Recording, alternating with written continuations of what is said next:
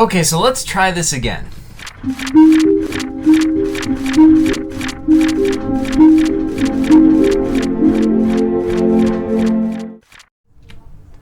So this is my paper computer game, The Unending Battle. I've already showed part of it in a live stream as well as part of it in my last video, but I have not shown you the whole thing properly, so I wanted to do that today. So apologies if I'm repetitive if I go over what I've already showed, but I'm gonna start from the beginning so that we can get the whole sense of this. If you want more discussion of this, check out my video addressing the controversy. This game did cause a bit of controversy, but let's get into it. So, this paper computer game is called The Unending Battle. It is made in 2023 and it takes place on planet Gondo, which is a planet in the Shogun sector created by Epic Worlds PCG. This is, because it's set on Gondo, I'm using some traditions from Epic Worlds. Like this one, he usually puts by Epic Worlds PCG, so I put by Zach D Game PCG. That's sort of adapting the tradition to myself. But anyway, so this starts with this sort of backstory. For months, the Kova soldier Galendric stayed hidden, submerged in the waters of the Lantern. In this way, he avoided Hento patrols as he made his way behind enemy lines. So here he is, sort of like underwater, avoiding the Hento patrols. What was that? Probably a dead hand squid. Finally, his toes felt dry ground beneath them. It had felt like the first time in ages, but no time to rest. Not for a moment. He had one chance to catch up to his target.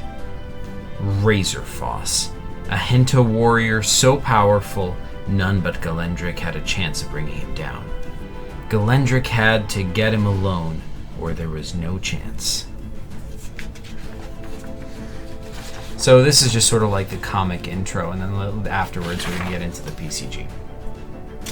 At last, he found Razorfoss's camp, tucked away in the Eastern Mountains. So the Eastern Mountains are a location from planet Gondo. They were joined in battle. Razorfoss was formidable. Galendric began to fear he could not defeat such a warrior. But Razorfoss couldn't gain the upper hand either. The battle raged for hours. Hours turned to days, so long that at last the universe decided to send help. You see, very rarely in quantum mechanics, particles may pop into existence when the probability is high enough. Even rarer for a complex structure, like a girl, to pop into existence from nothing.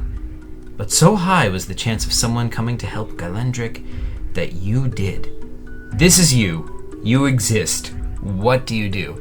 Now, this is me sort of like exaggerating real quantum mechanics. It is true that particles pop into existence at random sometimes.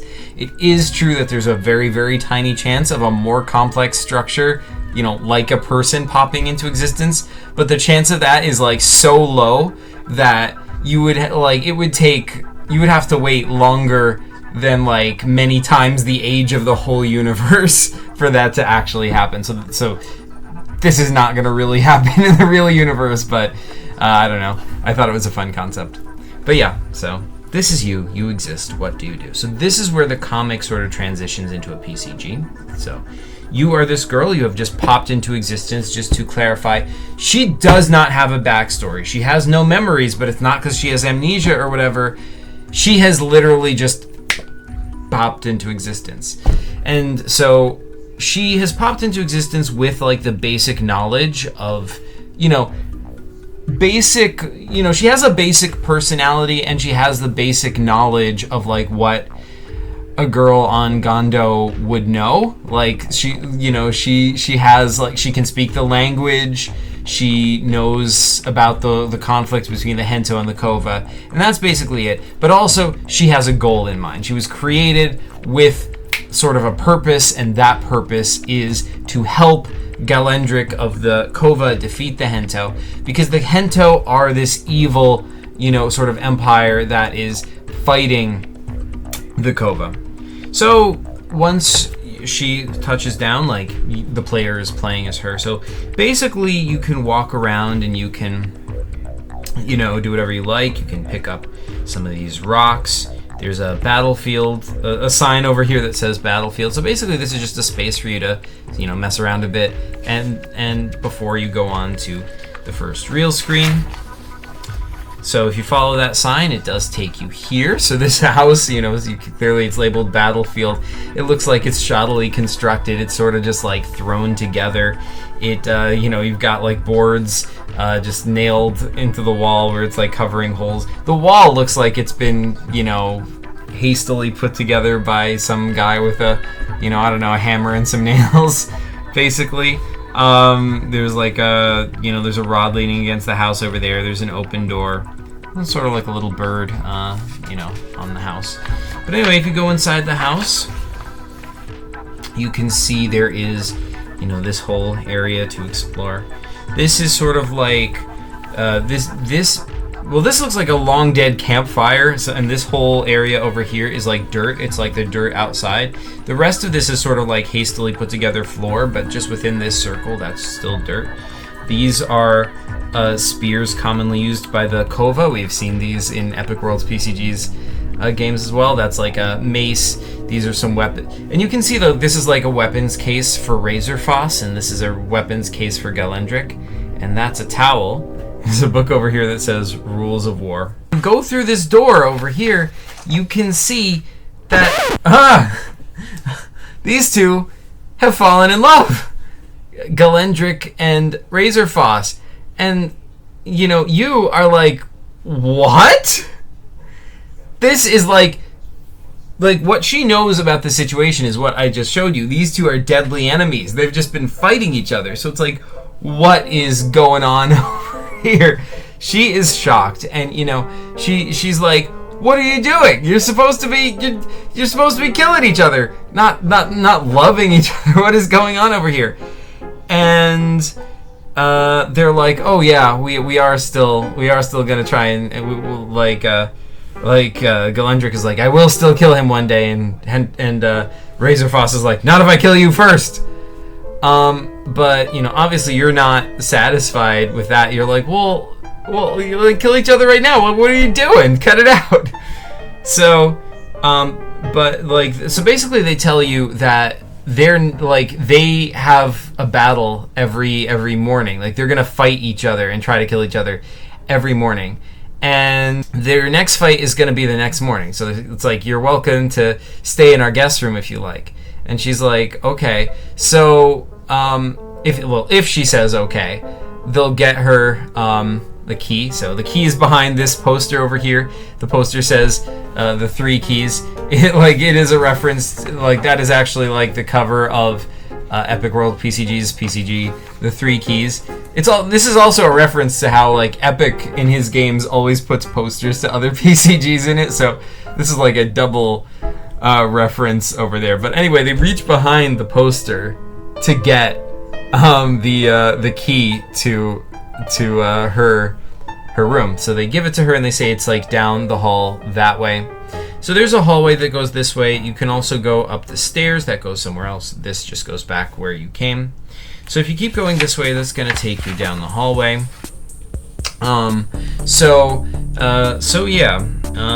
This is the hallway. You've got like 3 different doors that go to 3 different rooms. At the end, we've got a poster. The poster is for another Epic PCG. This is Mech Strike PCG, which is Epic's first ever paper computer game. So I thought that was a nice call out. It is also set on planet Gondo, I believe, if I'm not mistaken. So it's, you know, kind of fitting for it to be referenced here. But anyway, so if you go into the door on the right, like this door right over here, that takes you to this room. So this is a new character. His name is Zarks the Varks. So, not Arks the Varks. Like, I want to be like there's another character named Arks the Varks. I want to be very clear. This is not Arks the Varks. This is Zarks the Varks. That's spelled Xarx. So, Zarks the Varks, he has been hired by Galendric and Razorfoss as basically sort of like the referee. He is, because Varxes are like really good at being lawyers. There's a population of them that lives on planet Gondo. So he's not. This one is not a lawyer exactly, but he's a referee, which is sort of similar because he has to know all the rules and he has to like make rulings on what rules are, accept, like what moves in a battle are acceptable. So because like over many years of Galendrick and Razorfoss, over many years of them fighting over and over again, they eventually figured out they sort of needed like a code of like which kinds of attacks are legal, which ones are acceptable. And so they sort of hired this guy, Zarx the Varx, to be sort of their like referee, and he during the actual battles, he will come and help them out. Because I designed this room sort of around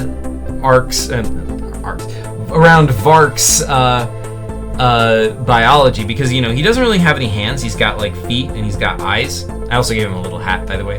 But yeah, I figured like how would he like actually like read documents or whatever. So I figured like I gave him like a little table with like a book on it, and he's got like little pedals here. So if he presses the pedal with his foot, it'll actually like turn the page on the book. I don't know. I don't know if that is canonically how Varxes operate, but I just thought that would make sense. So yeah, he's just got lots and lots of books on war, like the art of war, and like what the rules of war are, what counts as a war crime, that kind of stuff.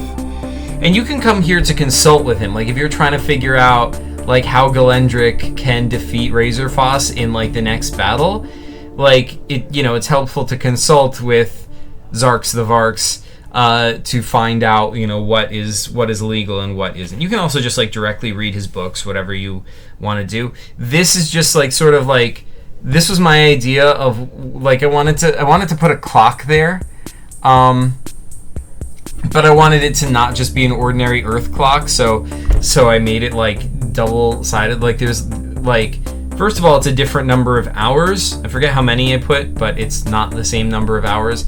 And the idea was that, like, instead of being like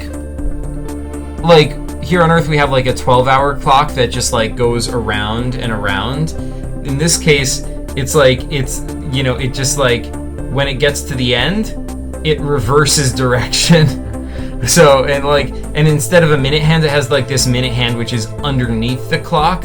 So yeah, like, I don't know, I thought it was a fun clock design. We've got a window looking out here onto, the landscape. So anyway, if we go back out into the hallway, if we go into this room over here, that is, I believe that is your room. This is the room that, well, I mean, it's the guest room, I guess. It's the room that Galendrick and Razorfoss are letting you stay in. So you've got a bed, you've got a window. Once again, you can see some mountains out the window. There is actually a little Ginkus cameo out the window. Hey, he's like just standing on the cloud. We've got a few like, those are just like coat hangers on the wall, and there's just like a dazzly candle over there. So yeah, that's your room. There's not much spectacular around there. This candle can come in handy because you can later use it. Like if you can find the way to ignite it, you can use it to distract Galendrick and Razorfoss while you steal something from them. So anyway, you can't get into the third room as of yet because it is locked. So, but instead, what you can do is you can go up the stairs. You can come back to this screen. You can go up the stairs, and that will take you to this screen over here.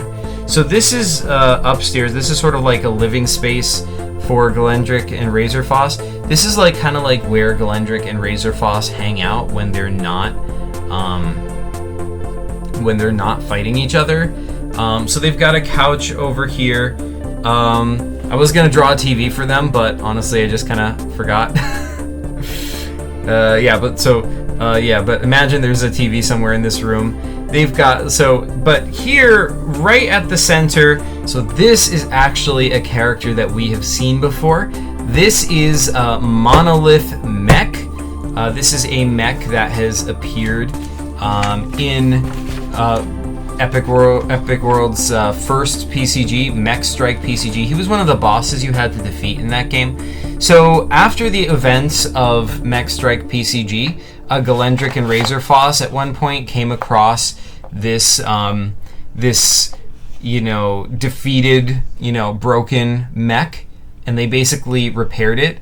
Especially with Razorfoss's tech knowledge, they were able to repair this guy and sort of reprogram him so that now he's not going to actually try to fight you unless you provoke him. But basically, his purpose here, the reason he's in this house, is because see, even to this day, Razorfoss and Galendric can't completely trust each other, even though they've been living together now for many years. It's been, I'd say, about 10 years since they first met and first started fighting.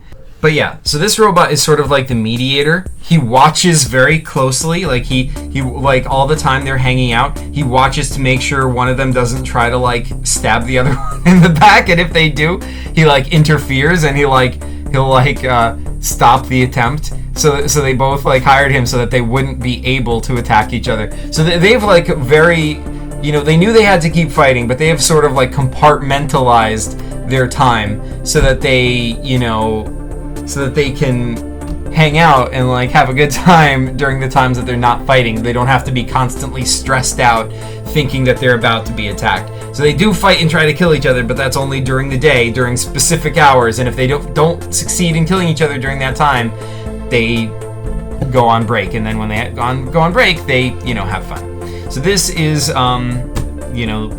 where they hang out. There is a Kova dagger, or whatever that is underneath, the bed over there. There is a weapon over here that is a, this is sort of like a Hento weapon, that you can actually use this to create fire, so you can use this to light the candle that you find in the other room. Now, there are a few references in here. This is actually a Hento flag.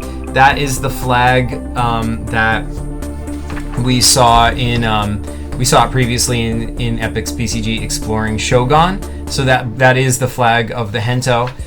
So that's up because Razorfoss still thinks of himself as a Hento. He's still loyal to them, so he has the flag up. This one is just another reference. This one is Paper Guys TCG 2020. That's a reference because Shogun started before Epic was into paper computer games.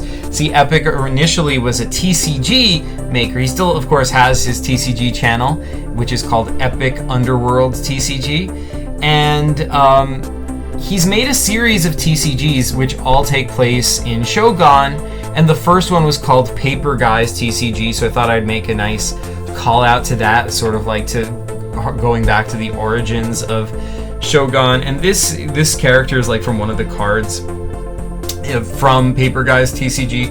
As far as I know, I don't know if there's actually a logo for Paper Guys TCG, so I just took one of the cards and added the logo over it and the year.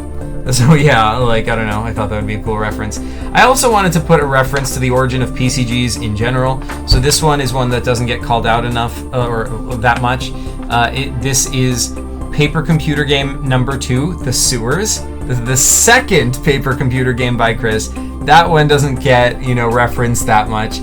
So I thought I would call that out. That is Zach, he would be in The Sewers, and that is Laura, because that Chris's sister, because I met her in the second PCG. And yeah.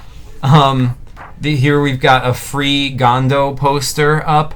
That is Galendric's poster because it represents his belief, in a free planet Gondo that that would be for everyone, where the Hento are not being where there's no more war, there's no more oppression. It's just kind of where the Kova can live free.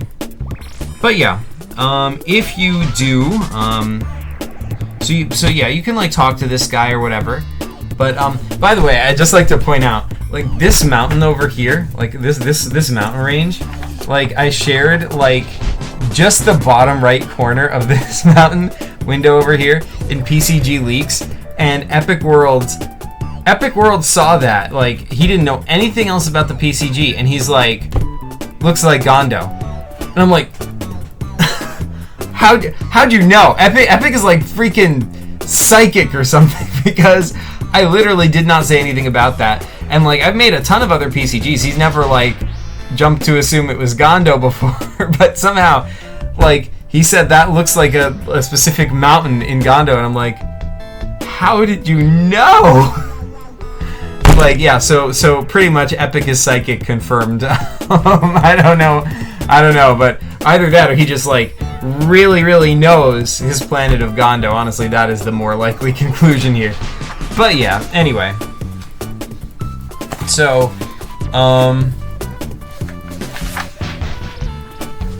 so if you use that, what you can do is you can use that candle once you burn it. You can use that to, yeah, the candle that you get over here.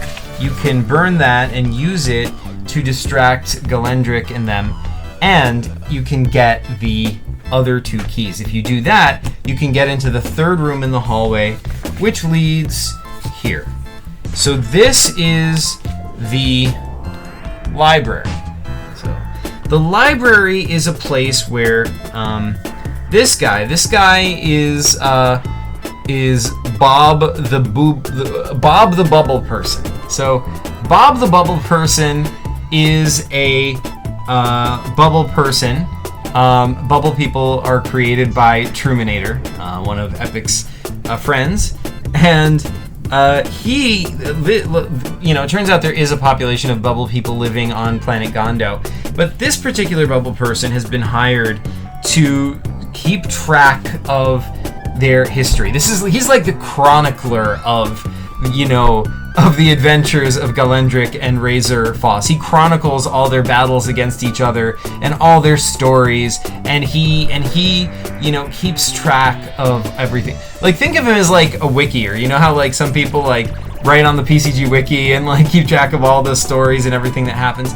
This guy is like the wikier, but for just Galendric and Razor Foss and their adventures. So he's got like a whole bin full of like files and of their past adventures, but he also has like up here he's like posted basically comics of their adventures. That's like he's sort of like artistically chronicles their adventures, and so that's how you get comics like the ones I showed in the beginning. Basically these, right? Like it's as if this was written by Bob the Bubble Person. So he has written multiple comics about them, and you can read more of them. Like, these 2 are the ones I showed at the beginning. They're sort of like up on this poster board over here. But if you read the 3rd one, it looks a little something like this. So here's them once again. So loyal were the soldiers to their causes, they fought without rest for 2 days and 2 nights. But finally, even warriors such as they tire. And so, can we take a break? A break? Yeah, we can get back to killing each other in a few hours. I'm tired. This is a ploy. You're hoping to kill me when I turn my back. So don't turn your back. We'll sit far apart. At last the terms were agreed, and a break was taken. At first they rested in suspicious silence. So here they are, just like resting, against these rocks. There's like a mountain in the background, and there are campfires in the middle. They're just like both kind of trying not to fall asleep because it's pretty tired. But soon they began to taunt. Here's Galendric saying, "So, you like killing Covians? How's it feel to be nearly beaten by one?" And then to jointly complain. So like this is like, over time, over, the course of hours, like eventually it goes from taunts to, joint complaining. It It's so hot. I wish Mesgomorth would set so I could kill you without sweating so much. I know. It's so bad my helmet is sticky on the inside. And eventually, to talk in earnest.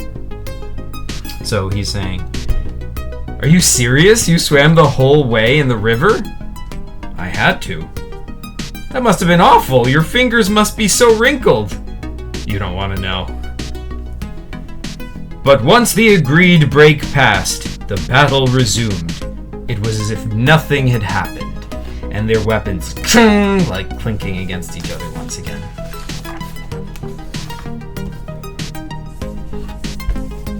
After that day, they would take breaks every night. So then she let go of the rope, and I fell 20 feet into the water. No way! Haha! And would fight every day. One day I shall kill you. Not if I kill you first. Over time, they became friends. So yeah, that's my story. Sorry to drone on so long. No, thanks for telling me. It's good to talk to you. And then, more than friends. So they're like hugging, and he's like, this is a ploy. You will kill me with my guard down. It is you who plans to kill me! They built a makeshift shelter over the campsite so their battles could continue, protected from the elements. They kept adding to it until it became a full house. So that's like the early version of the house. They haven't built the second floor yet. And yeah, that is the story. But there's, more story to be written. So basically once you've gone and you've talked to all these characters, you go to bed and it becomes time to actually go and try to interfere in the fight. What are you gonna do? And that is up to the player. So I guess we'll see how it plays out. But I have created this game such that there is actually no way to win.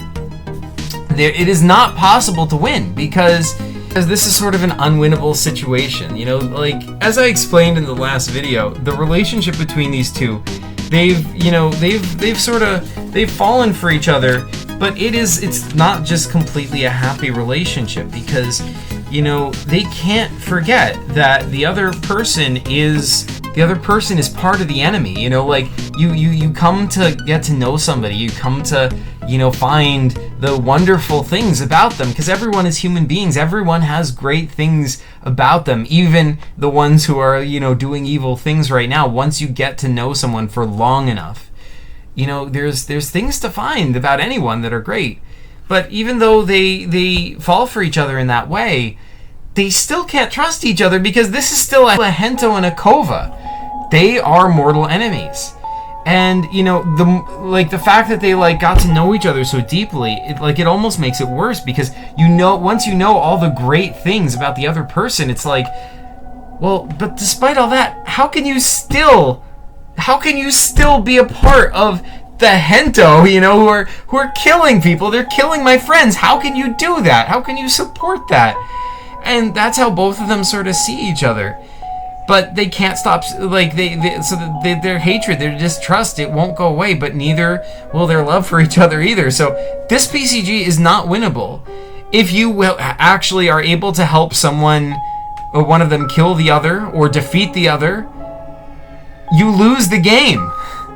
If you are able, if you fail to help Galendrick kill Razorfoss, once again, you lose the game. So there is just no winning. This is the first paper computer game I'm aware of that is actually legitimately not winnable.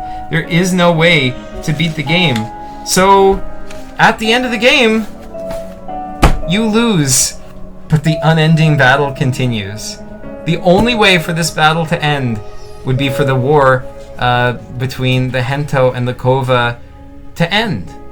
And I've heard that there are rumblings that the Hento-Kova war may have ended or maybe about to end, according to Epic Worlds PCG. So maybe this will have a happy ending.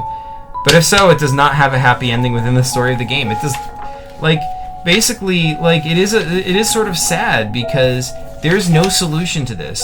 There's no way out of this. And that is sort of representative of war. You know, that's sort of representative of, like, what war is like. The situation is going to keep going. And, you know, it's sad because they have to keep fighting and keep hurting each other, but at the same time, it's kind of cozy and comforting, and it will, you know, it's sort of like almost like a found family, you know, like these people have sort of like, you have Zarks the Varks and, you know, Bob the Booble person and, you know, Bubble person and all these people, you know, around in, you know, in this house, and they're sort of like, you know, all working together to try to make these fights go as smoothly as possible. It's sort of like a team effort, sort of like a family, but it's a family in the context of one of the worst, bloodiest wars. And yeah, so yeah, like, this PCG, I didn't want it to be like a super epic PCG. I just wanted it to be kind of like a, you know, chill PCG. Mostly it's exploration based. It's basically, the main structure of the game is that there's all these, like, interesting rooms to explore. Some of them have characters to meet, and it's sort of like you have a goal. The goal is not achievable, though, but the point of the goal is not actually to achieve the goal. The point of it is to motivate you to explore this game, to learn about this world, and to have a reason to, like, be trying to achieve something. And the fact that you never can doesn't really matter. So yeah, at the end of the game, you know, once, like, the player can try helping Razorfoss and, you know, sorry, not Razorfoss, helping Galendrick in the fight, you can try a bunch of stuff, but after a while, you know, after the player starts to realize, there's no way to win this, is there? You can be like, you're right, there isn't. And that's when you give them the you lose screen, but the unending battle continues. So that is my new paper computer game, The Unending Battle. Yeah, it's an interesting PCG. It did generate some controversy, but despite all that, I am proud of it. I had a lot of fun making it, and yeah, I wanted to show it to you today. So thanks so much for watching. You folks are the best, as always, and PCG you later.